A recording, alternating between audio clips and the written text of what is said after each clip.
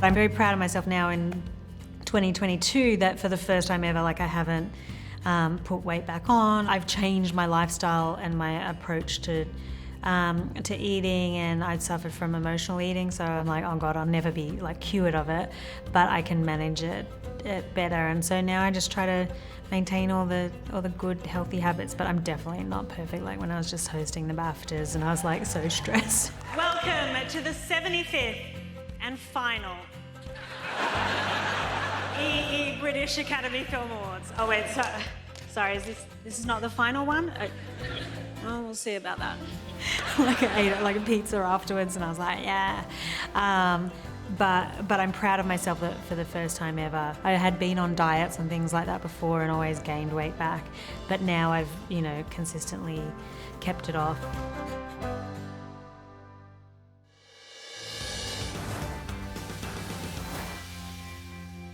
It's a Mexican drinking worm. It's like a Native American symbol, meaning wasted. There's no question Rebel Wilson made the most of her limited screen time in the 2011 mega hit Bridesmaids. And then the following year, she landed her breakout role as the scene-stealing Fat Amy in the musical comedy Pitch Perfect. You call yourself Fat Amy? Yeah, so twig bitches like you don't do it behind my back. Now, a decade later, the 42-year-old actress is about to release her brand new film, Senior Year, which premiered May 13th on Netflix.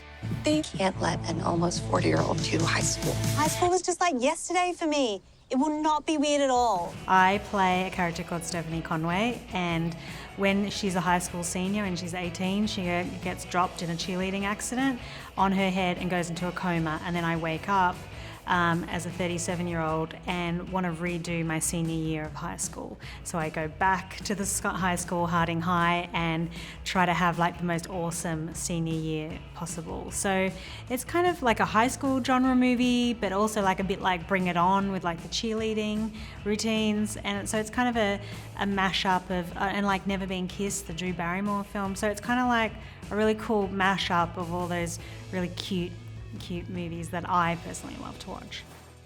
Senior Year is also the third film Rebel has produced, after Isn't It Romantic and The Hustle. When I produce movies, I like to bring the comedy, like bring all the hilariousness, but also bring the heart and bring the positive messages. So one thing that was really important to me, because we have like a lot of young cast in the film, is to just make sure that the movie as a whole is very inclusive and diverse, and that there's a lot of respect for everybody. And I think that made for like a really good time on set, because everybody did feel really comfortable. So apart from like diversity and inclusion, I think the other message about like you aren't really who you are in high school, and that what you are in high school like doesn't really define you, and that you can have peer pressure to make you try to behave one way or another, but at the end of the day, being your authentic real self is what matters. And I think that's what my character discovers in the end, which is a really, really nice message for everyone. While Rebel is obviously proud of her latest project, she's also proud of her remarkable health transformation, which began back in 2020. Yeah, so like 2020, I like labeled the year of health, and I was like really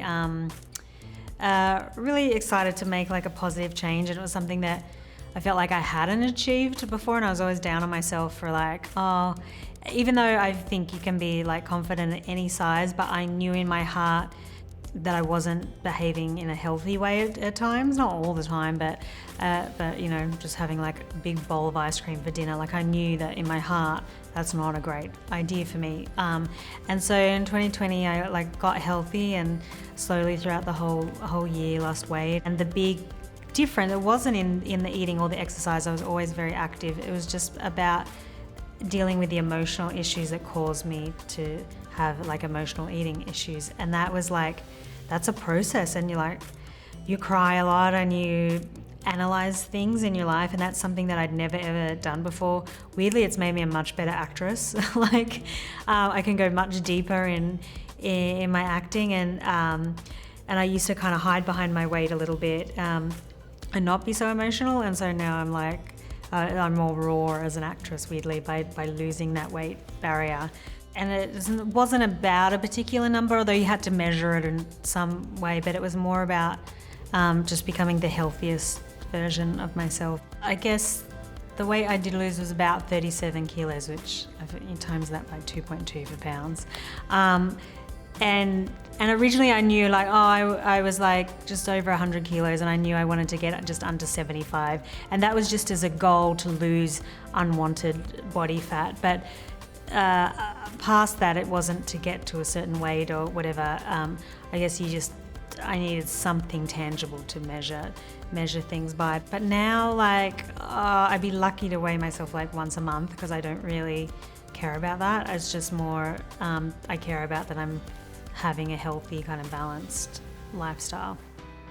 I did find it interesting that got so much attention from losing weight when, like, the year before in 2019, I had 4 movies come out, 2 of which I'd produced, Isn't It Romantic and The Hustle, and then was in an Academy Award nominated film, Jojo Rabbit. The Aryans are 1,000 times more civilized and advanced than any other race. Now get your things together, kids. It's time to burn some books.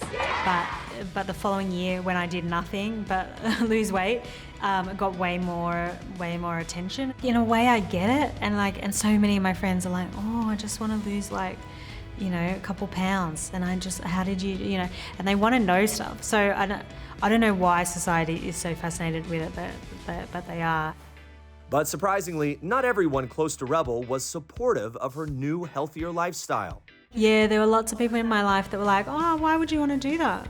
Why you want to change? Like, people get scared that you're changing, and I obviously had a very successful career and utilized my physicality.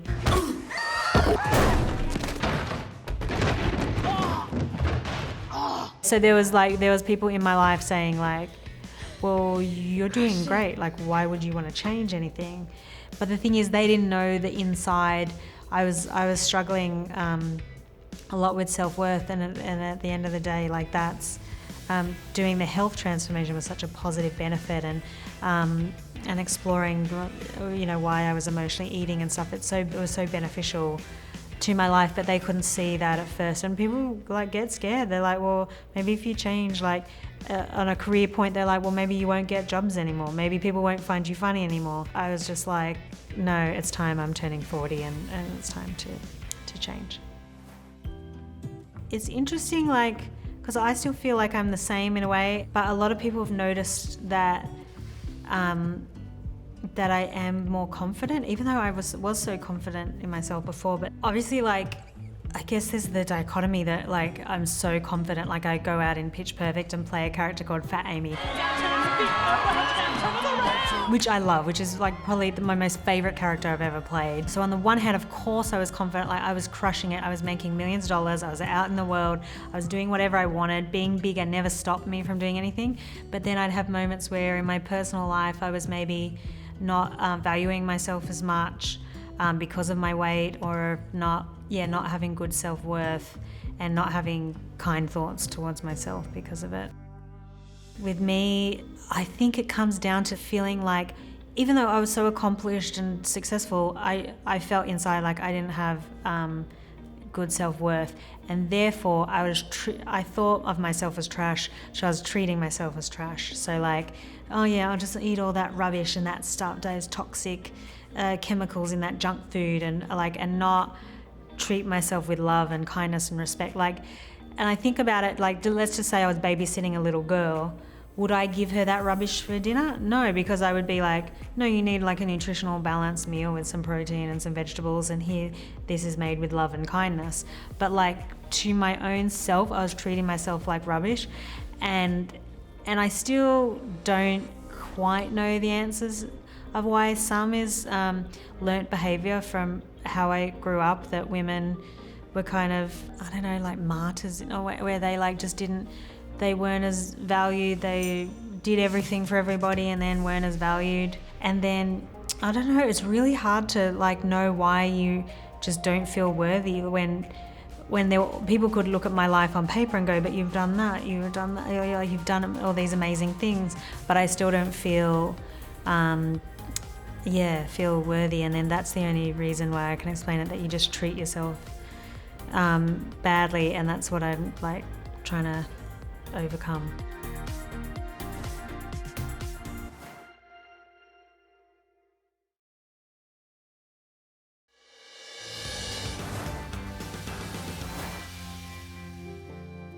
While there were many reasons behind Rebel's health transformation, one of the most inspiring came during the early stages of her fertility journey.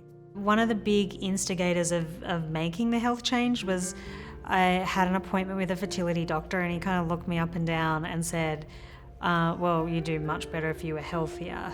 And it was weird because at the time, well, I am healthy, like I don't have any serious diseases or anything. And I was a bit like taken aback. I thought, oh God, that guy's so rude. And then he was right, like that I was carrying around a lot of excess weight that I didn't need, and that was a big instigator in going, well, it's almost like I didn't think of my own needs. I felt of like a future child's needs, and so I was like, okay, well that really inspired me to get healthier. And the fertility journey is like, I mean, I really sympathize with anybody who's going through it, because I have those days where you get a phone call and it's good news, and then sometimes the doctor calls and it's bad news, and so it's really been an emotional roller coaster, and I don't know how it's going to end, but I'm still trying, and I'm still young enough to try, and I'm just like going for it by myself at the moment. So I think that's because of the biological clock. I was like, if I meet the right person, then great, and then they can fit in with whatever happens. But it's so hard to know. But it either gets to a certain point where you're like, okay, what's meant to be is meant to be, or you start a family and are lucky in that way. So I just don't know how it's going to go. Meanwhile, Rebel's healthier lifestyle has also led to healthier relationships. And although she isn't ready to share a name, she can say there is someone special, and she's having a blast. I think going through the process of finding more self-worth, I think then what you want in a partner is different and it is elevated. And so it's great to have met somebody who were like, feels like an equal partnership and like a really healthy relationship, which I'm not saying all my exes, like they're great, but like there was some times where there was some things that I was probably putting up with that I shouldn't have put up with, and so now it feels different to be in such a healthy relationship. And professionally, as Rebel looks to the future, she's excited to continue making comedies as long as they have plenty of heart. I mean, you notice like the 3 movies I've produced have been comedies and quite feel-good, upbeat kind of comedies. And my very first one, Isn't It Romantic, was so like it has such a strong message about loving yourself, which I think is really important. And in Senior Year, about being your real, authentic self. And what people don't understand is it does take years of your life to make these movies. And so I want to have, I obviously have a strong girl power, like female empowerment themes in the movies and that I make, and I just want to, you want to entertain people, but you want to have some nice positive messages for them to take away, because it's something that does take you years to create, and you want people to walk away with something positive from it.